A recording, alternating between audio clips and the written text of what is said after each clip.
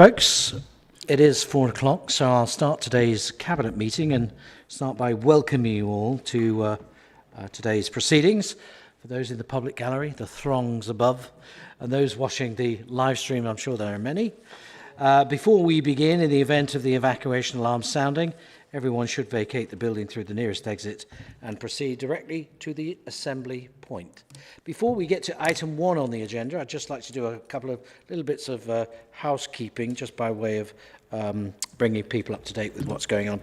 So firstly, I'd like to welcome Stephen Taylor, who's our new Director for Adult Social Care. I think I've got him right, Executive Director for Adult Services. So it's his first meeting today, so welcome to him. And also following the events of recent changes within the Conservative group and particularly the Cabinet, I'm having to make some changes. Fortunately, I haven't signed the CMDN as to who they were. When I go in a room, I have to check there's the same number of people in it when I leave as there were when I started. So I hope you're all following that.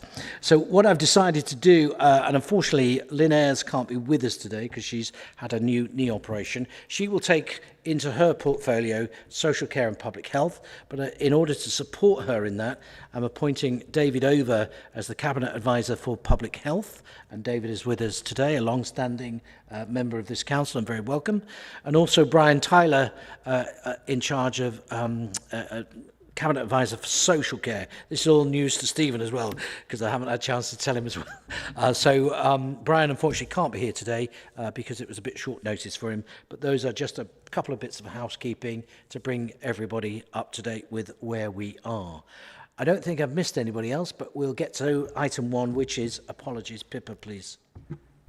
Thank you, Chair. Yes, we've had apologies from Councillor Ayres and Councillor Sereste, and for officers we've had apologies from Jyoti and Rochelle, and we have Adeswa virtually as a substitute. Great. Councillor Rylan Ray is returning from Ireland, but his flight was delayed, so I'm sure he'll join us as soon as he gets back into the city, which I'm expecting is about 10 minutes' time. So, without further ado then, we'll move on to item 2 on today's agenda, which is declarations of interest. I'm not expecting any, but I can't, looking around the room from anybody. I don't see any. That's good. Thank you very much. So in which case, the minutes of the meeting is item 3, which were held on the 13th of March 2023 and the 18th of April, the 23rd of March and the 18th of April. I don't intend to go through them page by page, but just to ask you, are we happy to take those as read, or do I get a proposer and a seconder? On both sets, Andy? And the second? 3 sets, sorry, yeah, 3 sets. And Steve Allen, thank you very much, just for noting there, Pippa. We'll move swiftly on, and I know this next item has been developed over a number of months, and I know there'll be a lot of interest in this, both on an external point of view and an internal point of view. So it is the Housing Licensing Scheme, the award of the contract, which you'll find on pages 21 to 28. It's agenda item 5. And Nigel Simons, Councillor Simons, do you want to introduce this item, please? Yes, thank you, Chair. I'm happy to introduce this item. Yeah, Cabinet will recall receiving on the 16th of January 2023 a report outlining approach to improve housing standards in the city across the rental sector. The report identified the introduction of selective licence scheme as a key element of that approach. The previous scheme, having finished its 5-year term in 2021, Cabinet approved the report recommendations, which include the submission of application for a selective licence scheme to the Secretary of State. This approval by Council on the 25th of January 2023, a decision by the Secretary of State is expected at the end of June 2023. The January report stated that it was the Council's intention to seek third-party provider to administer the scheme for the Council. Following an open procurement process, Home Safe Scheme Limited has been identified as the preferred service provider, having been assessed as meeting the contract requirements. I therefore recommend to award of the services concession contract to Home Safe Scheme Limited for the administration of the selective licensing scheme. for the area approved by the Council on the 25th of January 23, and included Appendix 1 to the report, subject to approval for the scheme being granted by the Secretary of State. Peter Gell is available to answer any questions the committee members may have in relation to this contract. Thank you. Thank you, Nigel. And as I said, a lot of work has gone into this, and we've had a previous scheme. But members, Peter is here, as Nigel said. Anybody got any questions? Councillor Allen first. Yes, thank you, Leader. Thank you, Councillor Simons. Bearing in mind we have a little hiatus between the conclusion of the previous scheme and moving this one into implementation, how confident are we that the date that's indicated of the end of June is actually going to be achieved? Thank you. So that is the date that's provisionally given to us by the department undertaking the work for the Secretary of State. There's been constant dialogue throughout, which has been really helpful. So there's been a couple of queries, nothing challenging, but it just shows that they are currently looking at that at this point in time. And the recent communications we've had have indicated they're very much looking at, say, the end of June, might run into the early July, but that still fits within the timescales that we had as far as implementation, potentially around sort of the October period this year. Anybody else? Andy Coles, please. Thank you, Leader. Peter, it's great to see we're back with the selective licensing scheme. I just think, can we think further forward? We don't want to be in a situation where we again have a hiatus in this process. And have you worked out where we might need to start with the re-procurement of this service when this particular round gets to the end of it? Yes, certainly I agree with those points. We don't want to be in that position.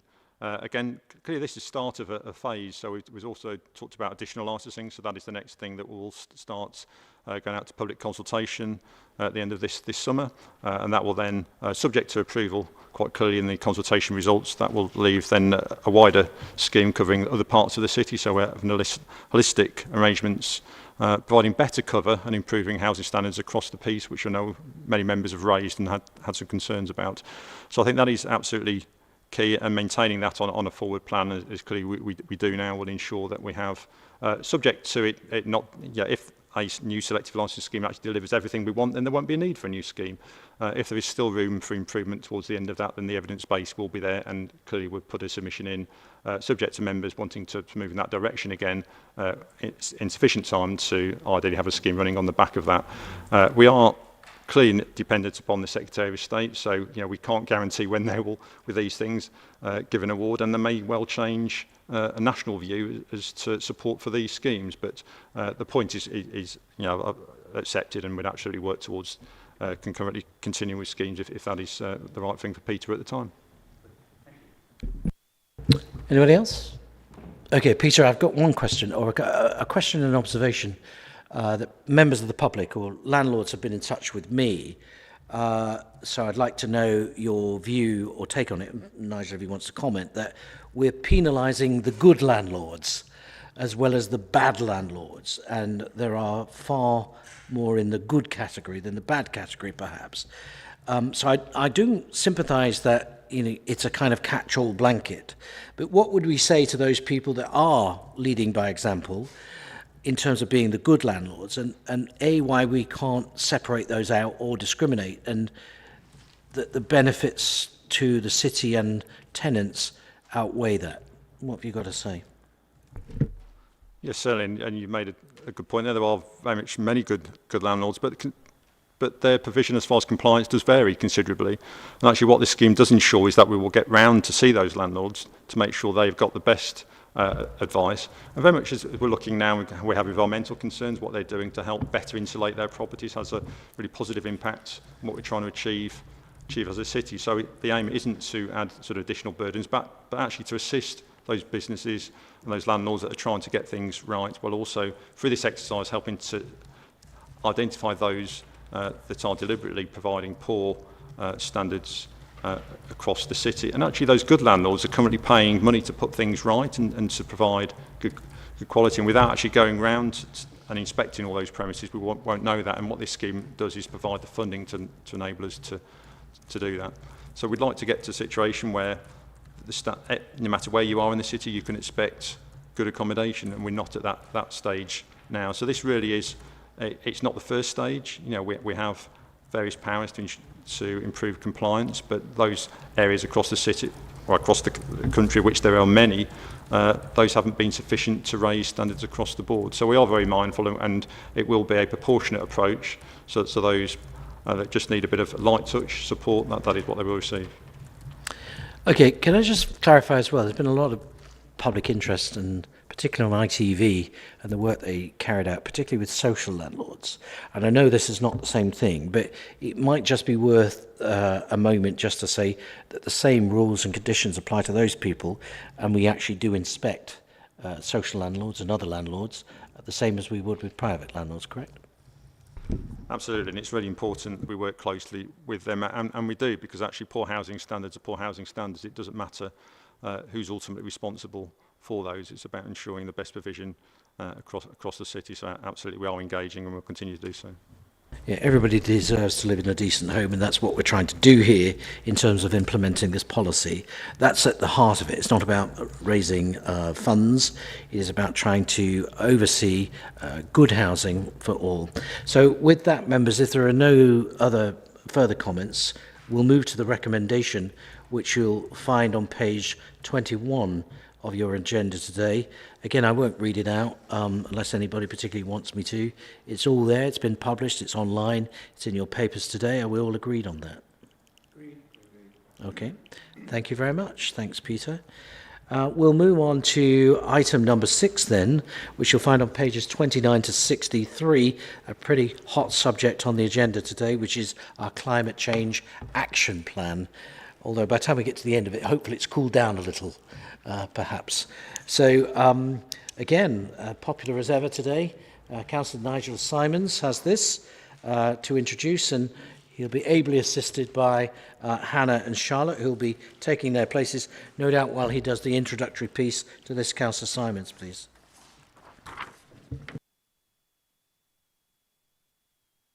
Yeah, thank you, Chair. Happy to introduce.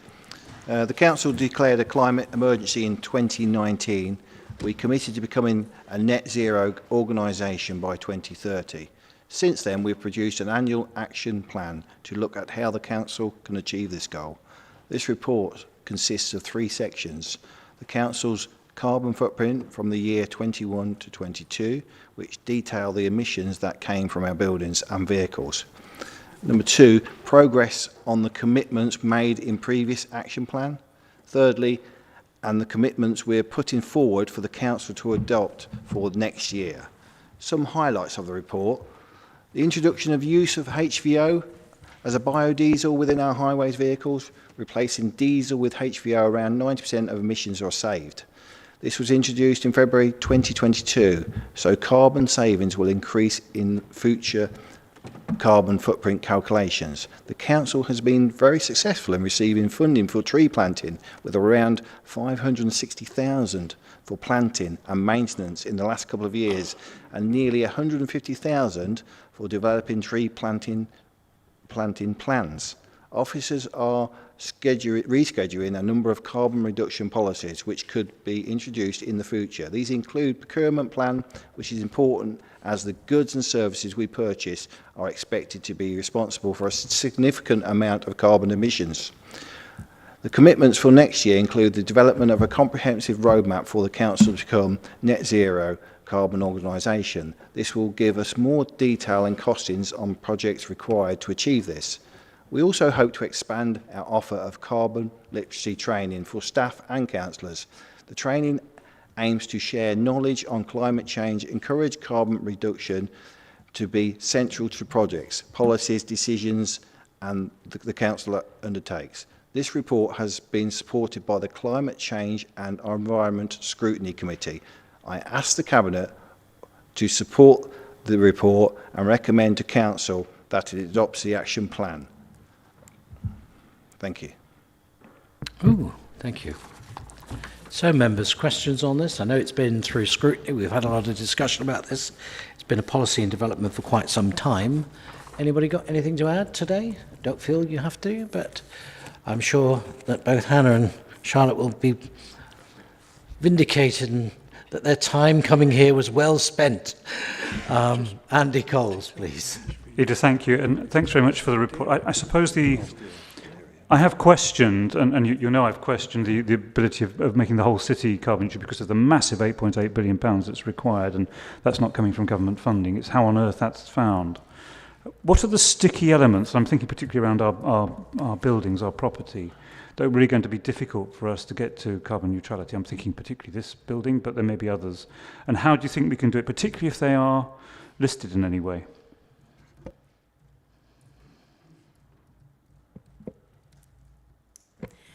So we are looking to develop a roadmap to get to net zero as an organisation for the following year. And that will look at the projects we need to complete and the estimated costs to achieve that. So that will really set out our full approach to doing that, and we're dedicating some officer time to be able to really have a comprehensive plan for the future. We have got some heat decarbonisation plans for some of our buildings, and these include some of our most energy intensive buildings, and they include some of our larger kind of office spaces such as the Town Hall and San Martin House, but also some of our leisure centres and swimming pools, which together consume a vast majority of the energy use in our buildings. There are some public sector decarbonisation funding schemes available, which they haven't released the latest criteria to be able to kind of work out how our plans could fit into those funding schemes. But there is a scheme due to open in the autumn, which we will look carefully at the criteria and see what we can apply for. But we are building those plans, and we're making sure that we utilise the government available funding to be able to tackle those difficult to treat buildings. Go on, Charlotte. You know you want to. Can never resist, can I? That was a comprehensive answer from Hannah, but I think there will be some difficult decisions to make about some of the stock that we have as an organisation. And one of the things that we're doing at the moment is making sure that we're talking to the relevant officers that are undertaking other projects to make sure those considerations are really taken into account with other projects that are being delivered across the council. So, for example, looking at what community assets that we have in our ownership and making sure that those assets moving forward are sustainable in terms of offering the most benefit to the community, but also are able to support our net zero aspirations as well. So at this stage, it's really trying to be as holistic as we possibly can, and then see where that leaves us and understand that as part of the year ahead in formulating that roadmap. So we're really clear this time next year about what we're able to do and what's in our control, and what are the other areas that we'll need to look at alternative ways for delivering net zero might be for them. Thank you very much. Thank you. Councillor Allen, please. Steve Allen. Thank you, Charlotte. Thank you, Leader. And thank you. I'm picking up where Councillor Coles came in, actually, talking about listed buildings, older properties. We sit in one of our older properties. Don't think it's listed, but perhaps it deserves to be with its status on the high street. This is going to be a hell of a job to work in your scheme, because insulation is the answer, and how you will transform this building with insulation will be a real challenge. Are we going to address that? So obviously we've always got to work within the constraints that we're given effectively, and some buildings are going to be much more difficult to treat from a net carbon perspective, but we are looking at different ways of doing things. So for example, members will be aware that we have secured some funding towards the development of our Peterborough integrated renewable infrastructure project, which is around using the energy that's produced at our local energy recovery facility and heat to create a local grid effectively to be able to power buildings, but both from a heat and electricity perspective. The Town Hall is on the footprint for that, so we could potentially look to use our own energy to power and heat this building, and then also looking at other buildings in the city centre that would be very difficult to treat typically from a net zero perspective, but other organisations are looking to work with us to see how we can go further.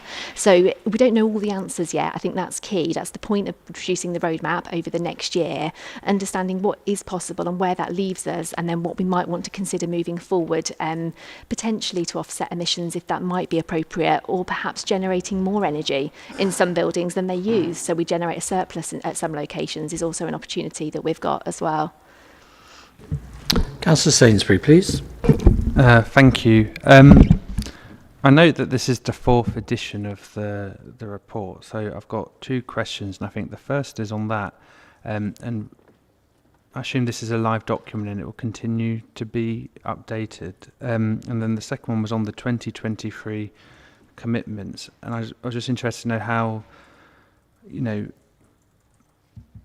the KPIs, if you like, how you're going to measure this, and will this be going back to the scrutiny committee at the end of the year? How is this going to be measured and scrutinised? Thank you.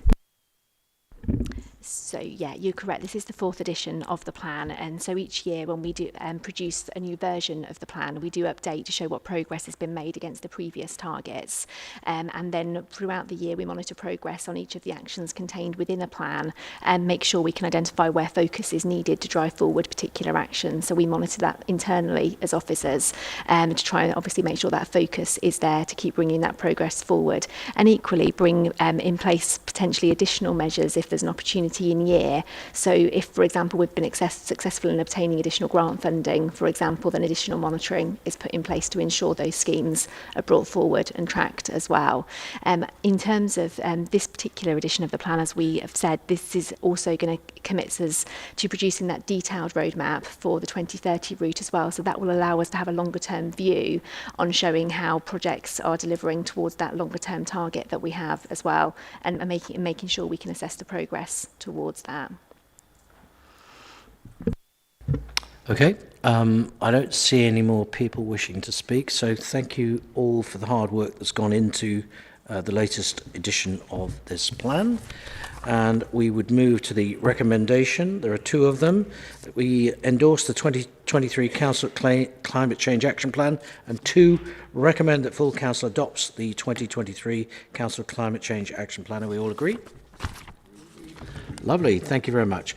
So now we'll move to one of the exciting regen and growth projects, one of many that's going on in the city, as we keep talking about. We are the place where people want to come and invest and spend their money.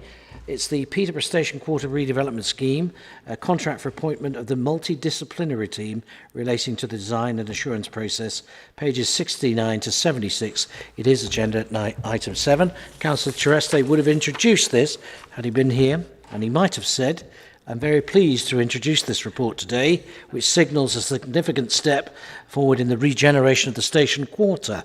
Cabinet will be aware that we've successfully secured 48 million, signified in a big cheque, from the government's Levelling Up programme for this scheme, and that there will be significant private sector investment to add to the pot as the project develops.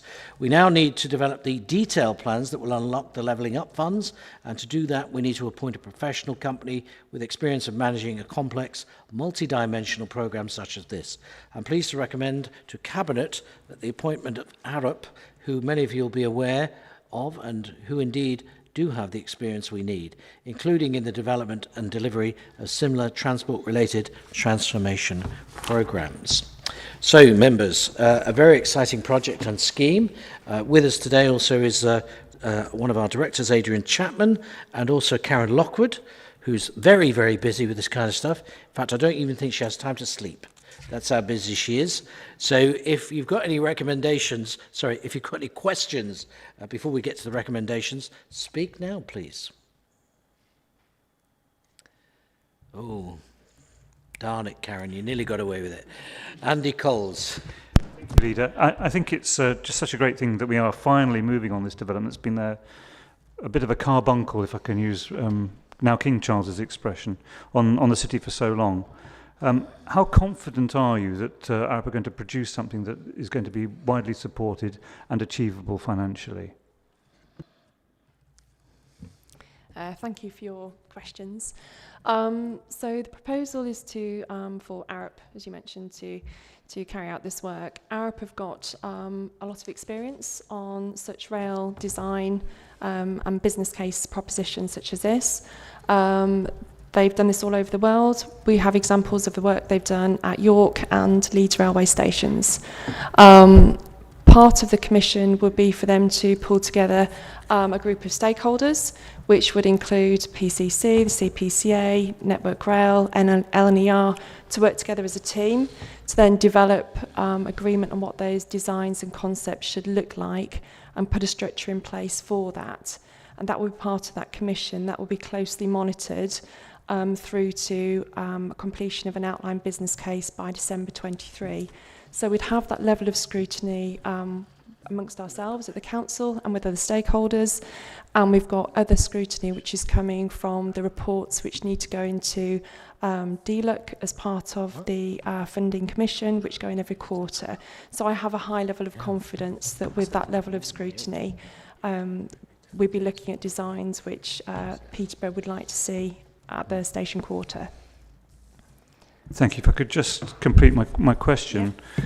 All of those partners, are they likely to be investing as well as the council and central government large funding? Thank you. So I'll answer the back end of that question. So we've got the central government funding, which has come from DLUC through the LUF2 funding, which we've got here. We've got a small amount which has come through from the Towns Fund, which has complemented this. And we've got a contribution which is coming from other partners, which I can say confidently at this stage, which is around 15 million. Great. Anybody else? No? Good. So, yeah, Karen, it's fantastic news. I know we've all been working hard, and I'd also like to thank the team at the CPCA, also Paul Bristow MP for all the hard work he's done on this in bringing this forward, and the officer team here, including yourself, that helped put our bid together that's taken this forward, and I'm sure we'll be very successful. This, and there's plenty more to come, folks. There's a slight amendment that we must make to the recommendation, I believe, so I will read this one out. It is recommended that Cabinet authorises the award of a contract to Arup for £924,000 relating to the period 23rd of June 23 to November 24 for a multidisciplinary team to undertake design and assessments as part of the assurance process for acquiring LUF2 funds. Arup Limited proposed to award over Arup Limited to deliver the multidisciplinary services team. Is that right? Sorry, Bloom Procurement, that is correct. Limited proposed to award over Arup Limited to deliver the multidisciplinary team services. So with the amendment at the front, I think that is then correct. Pippa, it's just that there, so we can amend that. Are we all agreed on that? Right, great, marvellous. I like reading on the fly. It makes life very, very interesting. Right, okay, moving swiftly on. I think we'll go to item number 8, which Councillor Ayres being poorly at the moment, or just not very well. Councillor Jackie Allen, who assists Lynn Ayres in her role, will introduce this next item, which is the additional equity investment into Peterborough HE Property Company Limited for Phase 3 of the University. You'll find that on pages 77 to 80 of your agenda, and it is indeed item number 8. Jackie, I know you're hiding somewhere, but I can see you. Thank you, Chair. As Cabinet members will be aware, the first phase of our new university opened on time and within budget in September 22. And the second phase building, the Research and Innovation Centre, was also completed on time and within budget. The university is already making a huge difference in our city and wider region. Around 1,000 students learning across a wide-ranging curriculum. 48% of the student population residing in a PE postcode. There's been extensive employer engagement, helping to make sure our businesses continue to invest and employ local people. Work to build the third phase of the university, a new teaching block incorporating an innovative living lab, has started, with the building due to open in September 24. However, the current estimates for the building suggest there is a need to increase the budget. As with many aspects of life, building and labour costs have been affected by increases in inflation, and this has directly led to this cost pressure.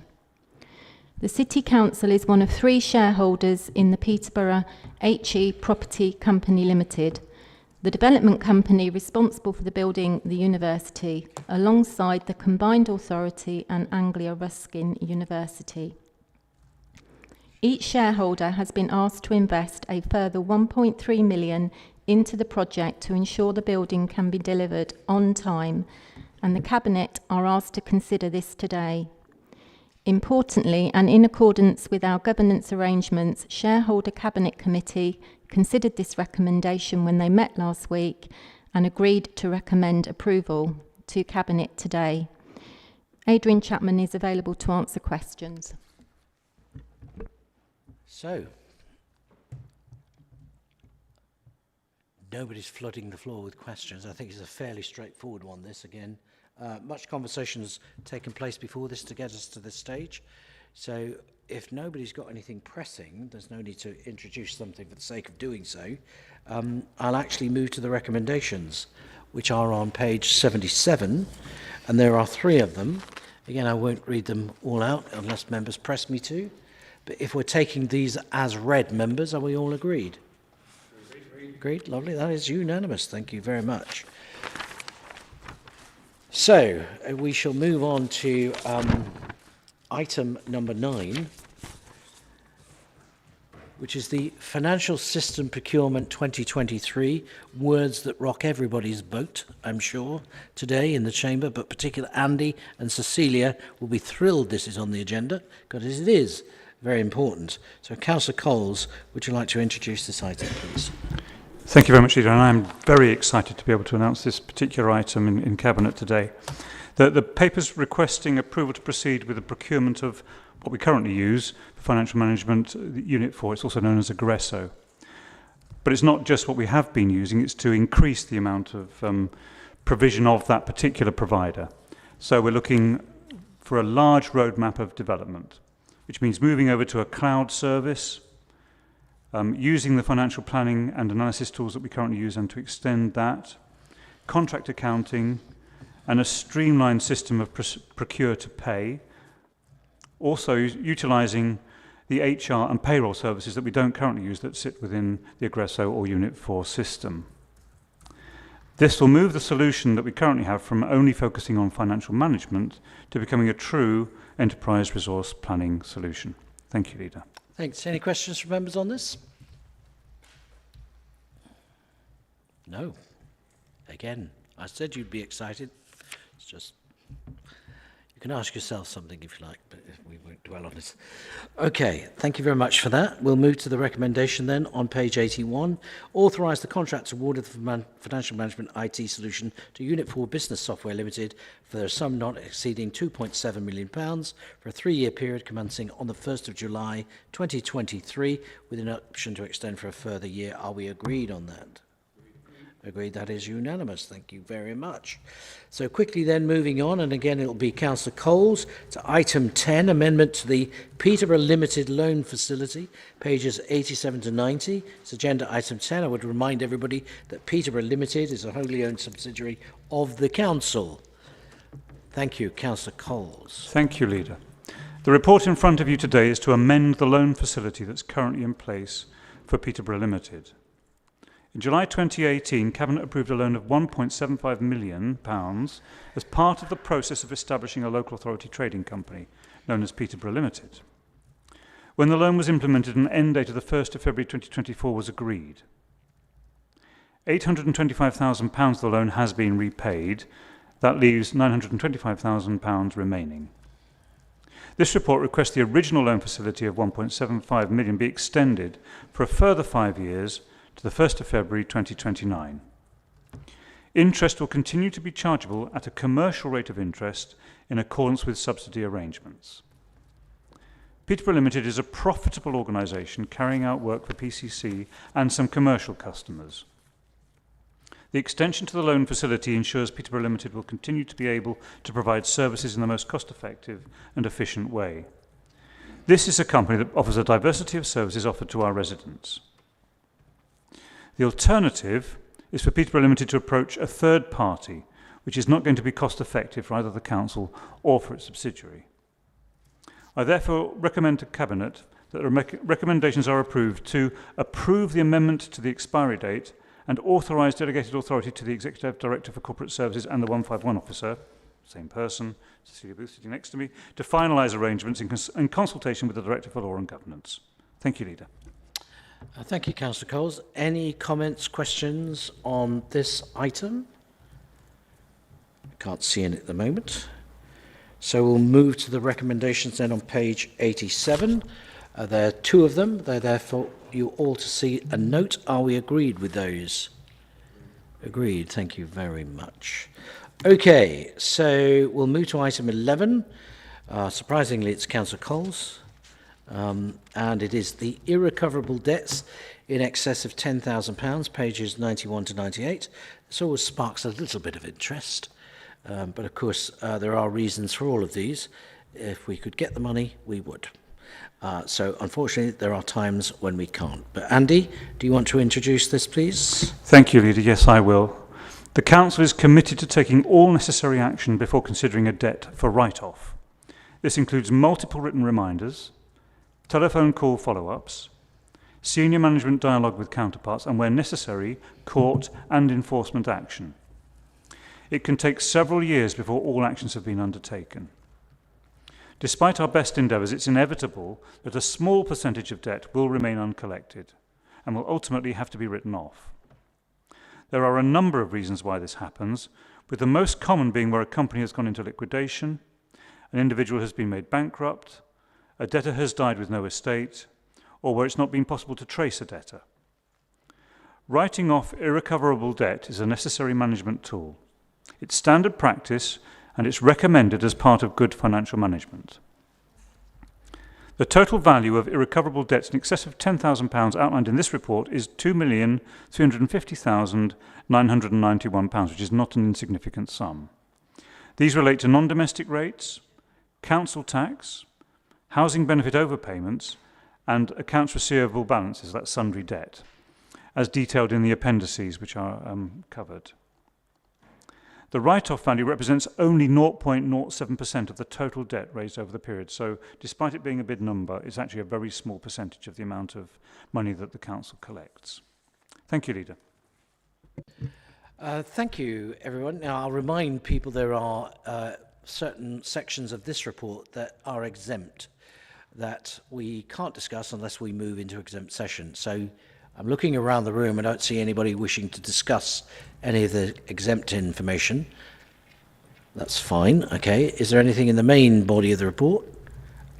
And again, looking around the room, I don't see anybody. Okay. In which case, we'll move to the recommendations on page 91, and there is only one of them. So I'll take that as read if there's no dissent or disagreement. Are we agreed on that? Agreed. Thank you very much.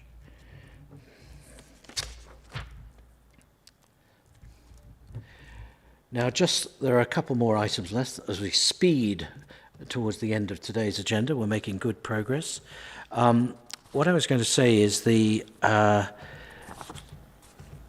I think they are both Andy again. So, Councillor Coles, if you'd like to introduce item number 12, which is the Budget Monitoring Report Final Outturn 22-23, please.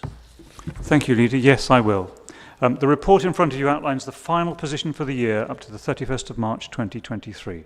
And I'm absolutely delighted to say that we finished the year with a £0.6 million underspend, which has been contributed to our general fund reserve. This means we've been able to achieve our 5% of net revenue expenditure target slightly earlier than we expected.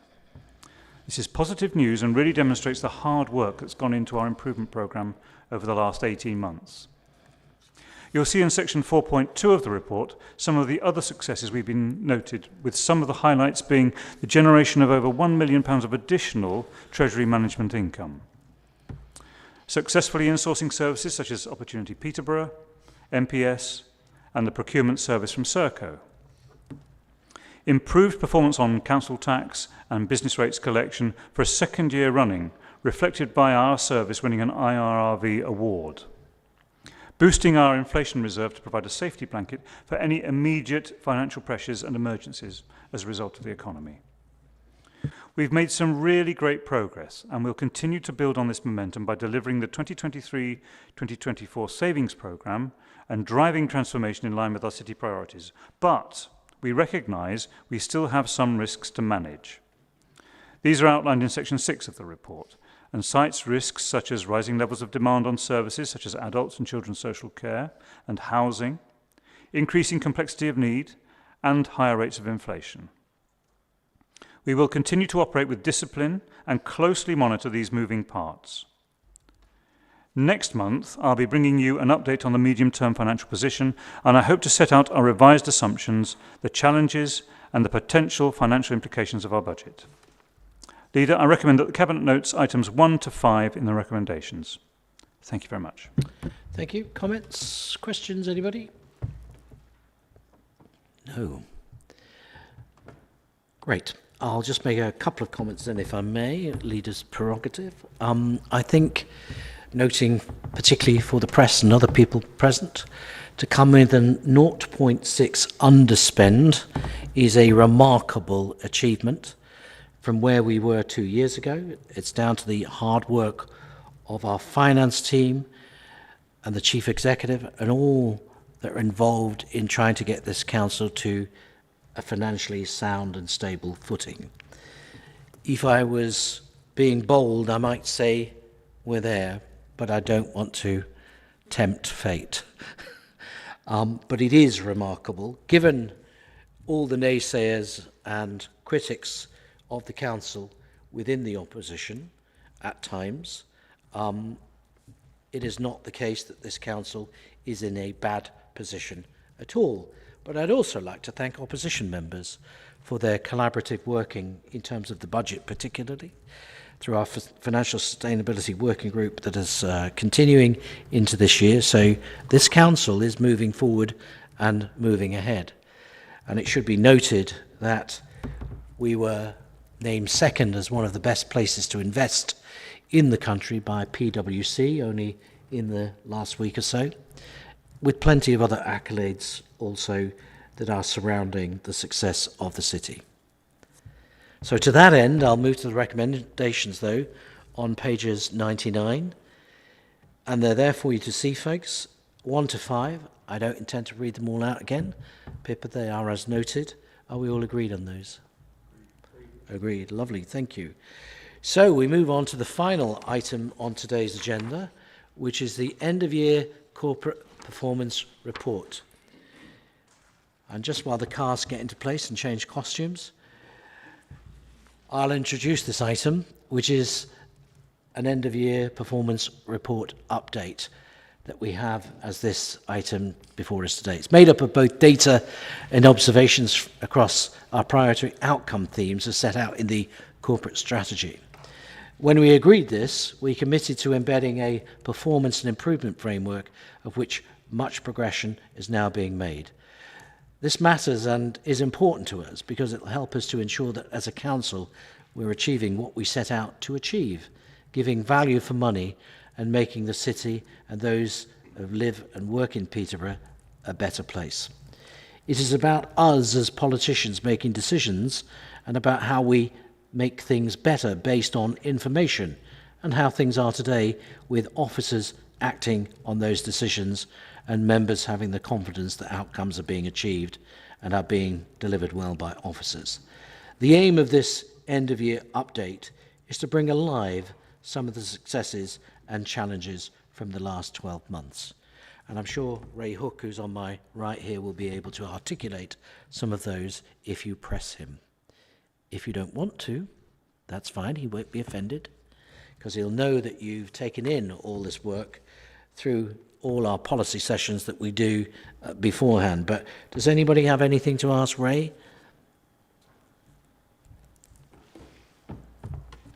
It looks like you passed, Ray. I think it's a very comprehensive report, so well done. And it's work in progress. So it's going to continue, just like Councillor Sainsbury's question on the climate change policy. All these things are works in progress. So the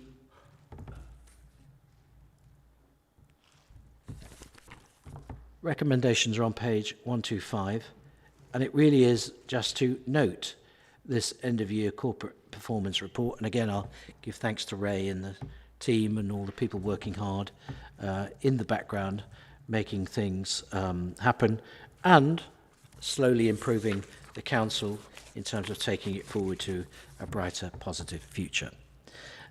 I don't think I've got anything else to say today, and I'll thank you all for your attendance. And I didn't include Joanna in my opening remarks, who I spotted there, our local democracy reporter, doing great work, much better than we've had previously in terms of the attention, good and bad, but she's focusing on us. So we welcome all that scrutiny. And with that, I shall close today's meeting, and thank you all for coming.